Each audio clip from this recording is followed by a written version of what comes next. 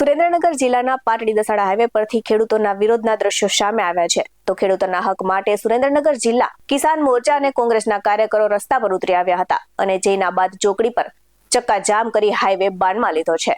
પણ સવાલ એ છે કે ખેડૂતોને આકરું પગલું કેમ ભરવું પડ્યું? વાત એમ છે કે સુરેન્દ્રનગર જિલ્લામાંથી પસાર થતી પાવરગ્રીડ કંપનીની હાઈ ટેન્શન વીજ લાઇનના ટાવરો ખેડૂતોના ખેતરોમાં ઉભા કરવામાં આવી રહ્યા છે. તો ખેડૂતોનો આક્ષેપ છે કે કંપની દ્વારા તેમની મરજી વિરુદ્ધ બળજબરીપૂર્વક ખેતરોમાં વીજ પુલ અને ટાવરો નાખી દેવામાં આવ્યા છે, જેને લઈને ખેડૂતોને નુકસાન વેઠવાનો વારો આવ્યો છે. તો બળજબરીના વિરોધમાં આજે કિસાન મોરચા અને કોંગ્રેસના કાર્યકરોએ જેના બાદ ચોકડી પર પ્લે કાર્ડ સાથે ભારે સૂત્રોચ્ચાર કર્યા અને ટ્રાફિક જામ સર્જાયો.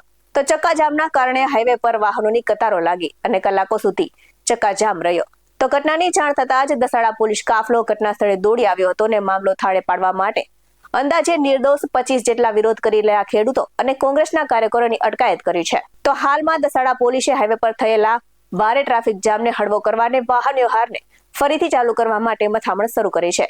પરંતુ ખેડૂતોની આ લડત પાવરગ્રીડની કંપની સામે આગામી દિવસોમાં શું વળાંક લેશે તે જોવું રહ્યું.